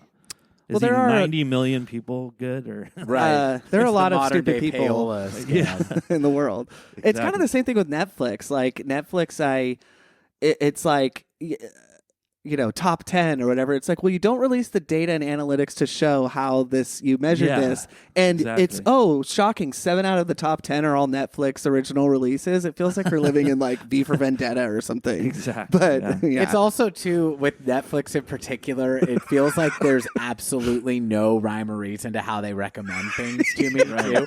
Where it's like, oh, if you enjoyed Goodfellas, you should try Orange is the New Black. And it's like, just because they're both on my TV. I don't understand the connection. They're both in prison at some point. Like Right. Maybe the slicing of the garlic it latched on. I mean, that. it probably is like literal data points like that. Because I remember when their first original show was House of Cards. And it was like part of the promotion for that show was that it was the first like algorithmically produced show. Oh, Because it was like what we like the most popular things on Netflix are dark political thrillers, and David Fincher was one of their Usual most Suspects. Yeah, exactly. And it's like, and people just love this Kevin Spacey movie. right. Gosh, man, has that show aged out of relevance? No kidding, right? I like to. Some things so firmly exist in this, like when, like I mean, talking about the way art kind of exists in its political climate. I feel like if you made that show was produced in the Obama era, and if you made a show that's like, let's do like kind of a sexy thriller about the dark underbelly of Washington in the Trump era, people would be like, fuck this. Like I have no interest in this. Well, the way they tried to do that is just through humor. Like, you know how bombastic and crazy real life is? Well, here's a more crazier version of that. Right. And it didn't really hit with me very well. Yeah, well, it's been said many different ways that like the era we're living in is getting harder and harder to satirize. Yeah. So, For sure. Aaron, I have a question for you. This is probably my last question, but do you? I texted both of you this like independently. I think when we had this scheduled a little earlier initially, I was kind of thinking of stuff. And do you have an opinion or thought or hope for what the future of Radiohead is? We're just three fans sitting here, so no pressure on this one to get it right. It's Nostradamus, but. Do you want more Radiohead albums? Are you super stoked about the Smile? What's your thoughts on that? Do you like Radiohead? I think it's been established Full disclosure, guys. that he likes them. I hate him. That was good. Twist. I mean, yeah, I would like definitely a fan. Like I said, I kind of keep tabs on everything they do. Would definitely, I'm stoked for the Smile. Kind of, I know that's not going to be a Radiohead record, but I think it'll be cool. And yeah, I think more music would be good. I'm wondering like where. I'm sure they're wondering the same thing. Where do we go from here? I mean, that kind of feels like the state of music. Period is kind of like where can it go from here? Because like I feel like hip hop, EDM, I love them, but they've been around for a while now. They're kind of old styles. And it kind of feels like what could people do that hasn't been done already at this point? And I kind of feel like, to me, like I see like the song coming back, like songs kind of coming back as like, I mean, not that they ever went away, but it feels like with electronic music and stuff, like, I don't know, just like a lot of like, nothing against instrumental music, but it just feels like songs are what lives on forever. I mean, obviously, like look at Creep, it's still like a huge song. So maybe they'll get more into like less like kind of ambient, and just more just like straightforward like songwriting. So it's kind of the pop rock song. Is that what? Yeah, you mean? or just more songs. I just feel like maybe people are are just more hungry for like making kind of new memories, and just like songs are a big part of that. Everybody kind of like you hear a song and it reminds you of a time in your life, blah blah blah. Like I don't know. I feel like that kind of went away for a while, and then maybe that's going to be the future of music is just like more songs. I don't know. That's interesting. That's just my theory, but like as far as Radiohead, I mean, maybe I could see them going a lot of different ways, but it's like it just feels like they've done the electronic thing for a while now, and as interesting as it is, it's kind of like, to me, it's getting kind of boring. Like the style EDM is getting kind of like, I've heard a lot of different EDM now. I'm just kind of like, I don't know. Well, and can you really to Radiohead's version of EDM? It's like it's never. Yeah, it's never definitely their own thing enough to. I know what you mean. Yeah. Put on Lotus Flower and try at the club. Yeah, you're right. Watch people get really pissed. But that's kind of what maybe their remix album would be the only thing. Maybe that one. Was it the TKOL or whatever? Did you ever hear that one? Yeah, that stuff. Some of that was pretty clubby. It was interesting. I could see that being played in the club, maybe somewhere in the UK or something. But yeah, I mean, I would like to see them return to maybe a little bit more traditional air quotes around that as well. But yeah, I think King of Limbs and Moonshaped Pool, I sort of got some of those feelings as well. But neither of those have a rocker on it, do they? No, because In Rainbows definitely does have moments. Body that are, Snatchers, Jigsaw. Yeah, and even ones that aren't loud or like very like band songs. Oh yeah, but I guess I didn't ever really just consciously realize that King of Limbs is an electronic album, but Moonshaped Pool doesn't have any rock and roll songs, does it? No, and that's no. There's that. What's that one song? Is it the Present Tense? Shoot, that should happen on me. Present Tense is the one that to me where I'm like, my favorite. It's so good, but I mean, it's just like it's very calm. It's really good. I love that song. But yeah. That was a great answer, man. I think they've given us a complete picture. I would be very surprised if they return to form. That's why the Smile excites me so much. But yeah, I don't know if you found that song that you were thinking of. Oh no, I think it was Burn the Witch. Is it Burn the Witch? Burn the Witch opener. Yeah, it's a great song. So good. I guess it's not really a rocker, but I don't know. It feels like a song more than a. It tricked me. When it came out, I was like, is this like, like just the beginning of the album that's going to have a little bit more life and exuberance in it? And, I wouldn't say I was disappointed, but no was the answer. Yeah. But Aaron, I want to drill down a little bit, though, about the future of Radiohead with you, because not to tell tales out of school, but before we started recording, you were saying you think that we might not get new music from the band. And I was I was playing off Zach's theory, but which I was like, I could see that also happening, but yeah. Is there, and it's okay if you don't have an answer to this, but is there a reason that you would agree with that speculation that the band might be done making new content? Yeah, I mean, when I listened to that interview on the Smartless podcast, and I think they did ask him at one point something, and then they were kind of vague about the future, and then, I don't know. I could just because they are like at this point, they are probably one of the biggest, if not the biggest band in the world, and I mean they can do whatever they want at the end of the day. So it's like, I don't know. I could see them either going either way, like what you were saying, like just kind of putting it away for a while, but then not really calling it quits because then, who knows, 5 years they might make another album. Mm-hmm. Or I could see them being like more Beatles style where they're like, let's just quit while we're ahead. Mm-hmm. We've made this many albums. They're all, classics now. Let's just like call it a day and then just do our solo stuff. I mean, I could see them going either way, really. Well, I'd like to ask this question to both of you. Do you think that, and we can only speculate about this, but I am really curious what you think. Do you think that Radiohead is a band that is protective of their legacy as, kind of these innovators, these like genre hopping kind of game? They really elevate every genre that they try in terms of either its visibility or like innovation on that. You were saying kind of, to paraphrase, there's a little bit of question, Aaron, of like, what is there left for Radiohead to do?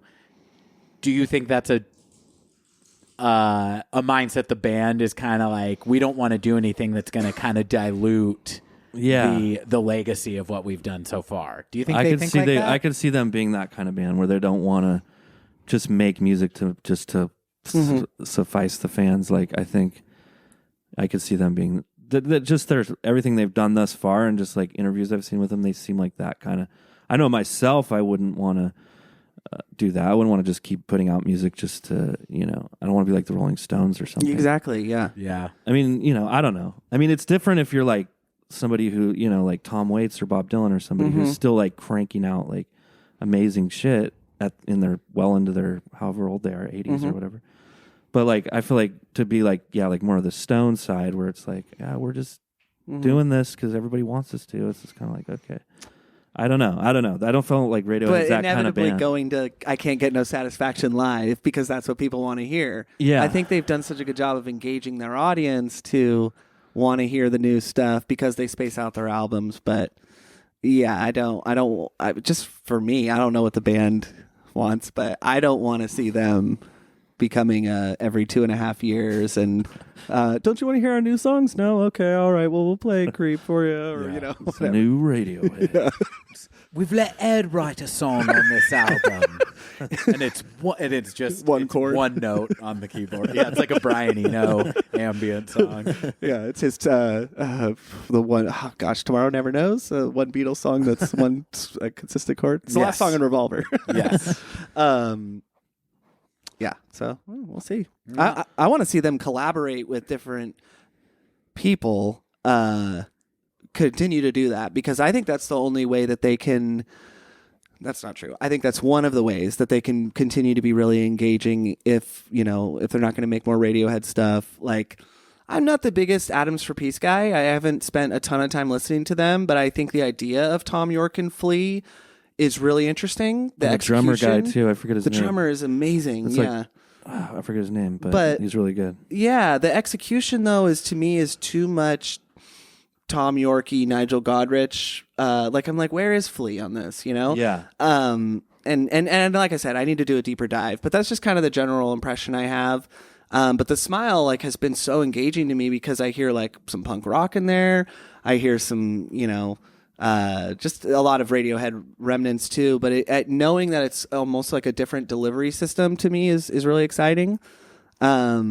But yeah, we can only speculate. And I'm having more of like a petulant child of divorce reaction to it, where I see the smile coming in and I'm like, you are not my dad. Well, I mean, I've had that too. I actually really like the songs. I won't repeat my whole thing about it because me and Zach covered it. But I am of the mindset of, if you have Johnny and you have Tom, I don't understand why these can't be Radiohead songs and they can't teach them to the other three guys. Yeah, that is a good point. Why don't they just make that? Because that would be a departure. If like the Smile songs were the new Radiohead album, that'd be.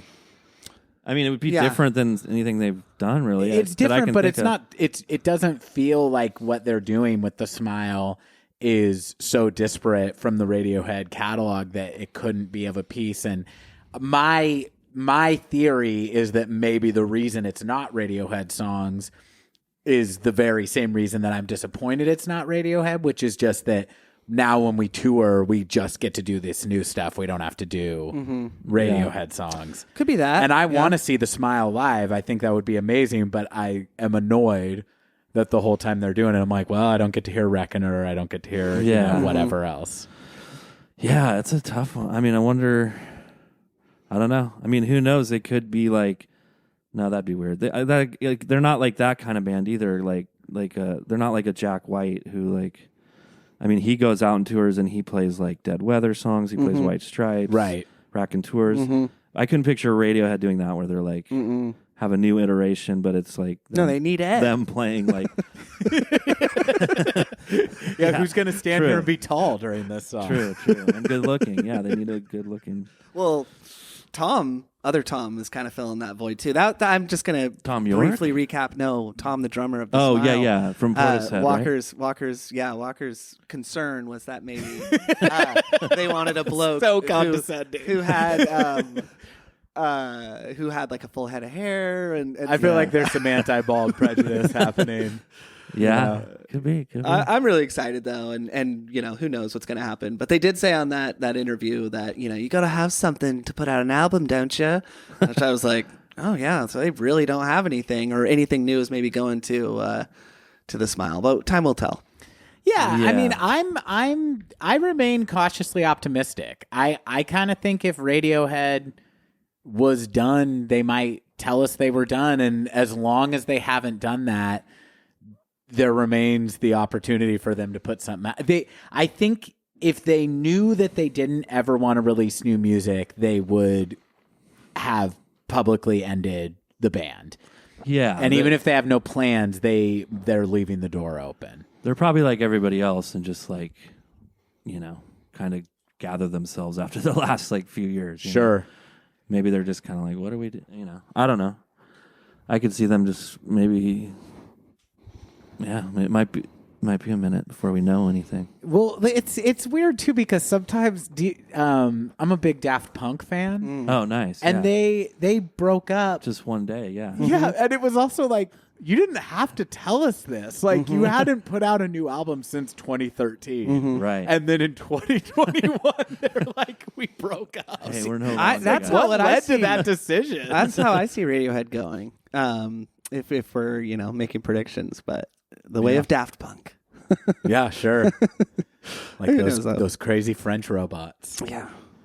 Well, before we wrap up here, Aaron, we've talked about different points in your musical career a little bit during this, but is there a way that you would tell people to get your music that I know it's I'm interrupting myself here.